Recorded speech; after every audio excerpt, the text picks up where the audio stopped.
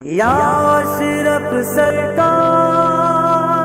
یا آٹھویں صدی ہجری کے اوائل میں چرخ ولایت پر ایک ایسی عظیم الشان و قوی ہستی رشک شمس و قمر بن کر رونما و جلوہ بار ہوئی، جس کی چمک و دمک اور ضیاء پاشیوں نے باشندگان عالم کو ورطۂ حیرت میں ڈالنے کے ساتھ اپنی جانب متوجہ و راغب ہونے پر مجبور کر دیا۔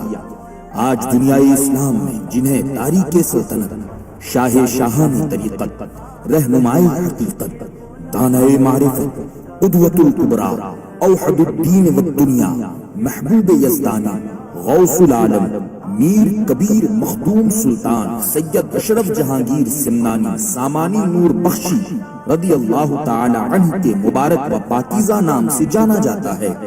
آپ نسباً حسینی، مسلکاً حنفی، مشرباً چشتی بزرگ ہیں۔ آپ کی ولادت باسعادت 707 ہجری میں خراسان کے قدیم خوشنما اور یادگار شہر سمنان میں سلطنت نور بخشیہ کے عظیم چشم و چراغ حضرت سلطان سید ابراہیم نور بخشی رضی اللہ تعالی عنہ کے یہاں ہوئی۔ مجذوب وقت حضرت ابراہیم شاہ رحمت اللہ علیہ کی دعا سے 12 سال کے بعد فرزند کی پیدائش پر سلطان کی خوشی کی انتہا نہ رہی۔ آپ نے ابتدائی تعلیم شاہی روایت کے مطابق گھر میں حاصل کی۔ محض 7 سال کی عمر میں قرأت سبع کے ساتھ قرآن پاک کو حفظ کر لیا اور 14 سال کی عمر میں جملہ مروجہ معقول و منقول علوم پر عبور حاصل کر لیا۔ روحانی تربیت کے لیے حضرت خواجہ علاء الدولہ سمنانی رضی اللہ عنہ کی خدمت میں حاضری کو معمول بنایا۔ اسی دوران آپ کے والد سلطان سید ابراہیم کی وفات ہو گئی اور بادل ناخواستہ تخت شاہی کو سنبھالنا پڑا۔ فقر و درویشی کی طرف میلان کی وجہ سے تخت حکومت راس نہ آیا۔ بالآخر حضرت خضر علیہ السلام کے ایما پر ترک سلطنت کر کے اپنے برادر خرد حضرت سید عارف محمد کو سریر سلطنت پر مطمئن کیا اور خود فقر و عرفان کی راہ اختیار کی۔ چنانچہ والدہ ماجدہ حضرت بی بی سیدہ خدیجہ رضی اللہ تعالی عنہ کی خواہش کے مطابق شوکت شاہانہ دبدبہ خسروانہ کے ساتھ نشان و نقارہ اور 12,000 فوج کے ہمراہ نکلے۔ اس وقت والدہ ماجدہ نے دعا دی، ملک عرفاں پہ کامیابی ہو، ملک عرفاں پہ کامیابی ہو، فقر کی راہ طے شتابی ہو۔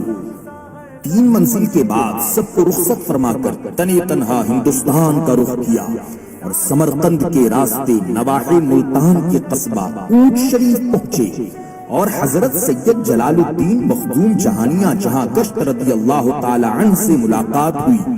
وہاں پر آپ نے چند دن قیام کیا۔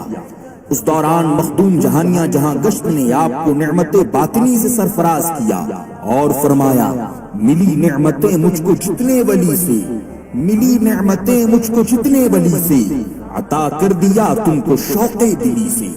اور ارشاد فرمایا، فرزند اشرف جلدی کرو، برادرم علاء الحق والدین گنج نبات آپ کا شدت سے انتظار کر رہے ہیں۔ چنانچہ وہاں سے رخصت ہو کر شب و روز سفر کے مرحلے طے کرتے ہوئے دہلی اور دہلی سے بہار پہنچے اور مخدوم الملک حضرت شیخ شرف الدین یحییٰ منیری رضی اللہ تعالی عنہ کی وصیت کے مطابق ان کی نماز جنازہ پڑھائی اور روحانی فیضان حاصل کر کے اپنے شیخ کی جانب روانہ ہوئے۔ جب شیخ کی نگری پنڈوا شریف کے قریب پہنچے تو شیخ علاء الحق والدین گنج نبات رضی اللہ تعالی عنہ نے اپنے خلفاء و مریدین کے ہمراہ آگے بڑھ کر استقبال کیا اور کمال اعزاز کے ساتھ خانقاہ لائے۔ شیخ نے ارشاد فرمایا، فرزند اشرف جب سے آپ نے شہر سمنان چھوڑا ہے اور جتنی منزل طے کی ہے میں ہر منزل میں آپ کے ساتھ رہا ہوں۔ پھر شیخ نے آپ کو چشتیہ روایت کے مطابق بیعت کی اور اپنی عظیم خلافت و اجازت سے بھی سرفراز فرمایا۔ حضور مخدوم سمنا 12 سال تک اپنے مرشد و مربی کی صحبت و خدمت میں رہے اور خوب اکتساب فیض کیا۔ پھر شیخ کی اجازت لے کر سیر عالم کے لیے نکلے اور پوری دنیا کا دورہ فرمایا۔ اس دوران لاکھوں لوگوں کو راہ راست پر گامزن فرمایا اور مختلف زبانوں میں ہزاروں کتابیں تصنیف فرمائی۔ سیر و سیاحت اور ترویج و اشاعت کا سلسلہ اسی طرح کئی سال تک جاری رہا۔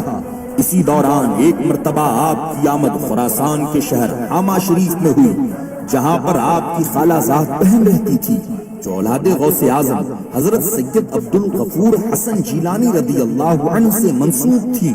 ان کے گھر تشریف لے گئے اور چند دن قیام فرمایا۔ قیام کے دوران ایک 12 سال کا سعادت مند لڑکا آپ کی خدمت میں پیش رہتا اور آداب کو ہما وقت ملحوظ خاطر رکھتا۔ استفسار پر پتا چلا کہ یہ خالہ زاد بہن کا فرزند اور اپنا ہی بھانجا ہے، جس کا نام سید عبد الرزاق ہے۔ حضور مخدوم سنہ نے اس شہزادے کی والدین سے بکمال محبت و عنایت ارشاد فرمایا، اگر یہ فرزند مجھے سپرد کر دیں تو میں اس کی عمدہ تعلیم و تربیت کا انتظام کروں گا۔ والدین نے بخوشی و رضا اپنے فرزند سید عبد الرزاق کو آپ کے حوالے کر دیا۔ چنانچہ مخدوم سنہ نے اسے اپنا فرزند آغوشی و معنوی بنا لیا اور نور العین کے خطاب سے مخاطب فرمایا اور تادم حیات سفر و حضر میں اپنے ہمراہ رکھا، نیز تعلیم و تربیت میں کوئی کمی نہ چھوڑی، یہاں تک کہ اسے وقت کا شیخ الاسلام بنا دیا۔ الغرض اپنی ہر نعمت کو اس پر بلا دریغ نثار کر دیا۔ جب اس فرزند مانوی کی عمر شباب کو پہنچی تو حسینی سادات سے تعلق رکھنے والی حضرت سیدہ بی بی سلطانہ خاتون کے ساتھ نکاح فرما دیا، جن کے ذریعے ایک عظیم الشان پاکیزہ خاندان ظاہر ہوا، جس کو عالم میں خانوادہ اشرفیہ کے نام سے شہرت ملی۔ مخدوم سنہ نے مرشد برحق کی نشاندہی کے مطابق سرزمین کچھوچا مقدسہ کو اپنا دائمی مسکن بنایا اور باشندگان عالم کو اپنے علمی و روحانی فیضان سے خوب سیراب کیا۔ بلاخر 25 محرم الحرام 828 ہجری کو آپ نے اپنے تمام تر امور فرزند دلبند حضرت سید عبد الرزاق نور العین رضی اللہ تعالی عنہ کو سپرد فرما کر خلوت نشینی اختیار فرما لی اور بموجب قضاء الہی جرخ ولایت کا یہ نیر تابہ شریعت و طریقت کو بام عروج پر پہنچا کر 28 محرم الحرام 828 ہجری کو حضرت شیخ سعدی شیرازی رحمت اللہ الباری کے اس فرحت آفزاں و دل آویز شعر یار خندار اود بجانب یار کو سنتے ہوئے عالم بقا کی طرف رحلت فرما گئے۔ انا للہ و انا الیہ راجعون۔ اور پھر سرزمین کی چھوچا مقدسہ کو آپ کی آخری آرام گاہ ہونے کا شرف حاصل ہوا۔ اسی سبب سے پاکیزہ بارونق اور روحانی ماحول سے لبریز روح آباد کا خطہ سلطنت باطنی کا مرکز قرار پایا، جہاں پر صدیوں سے خلائق کا ہجوم لگا رہتا ہے۔ ہر قیامت بردرد امیدوار برنگردد تا نیابت مدعا۔ اس شعر کے مصداق ہر آنے والا ضرور اپنے دامن کو گوہر مراد سے پر کرتا ہے۔ یہ دربار اشرف جہانگیر ہے،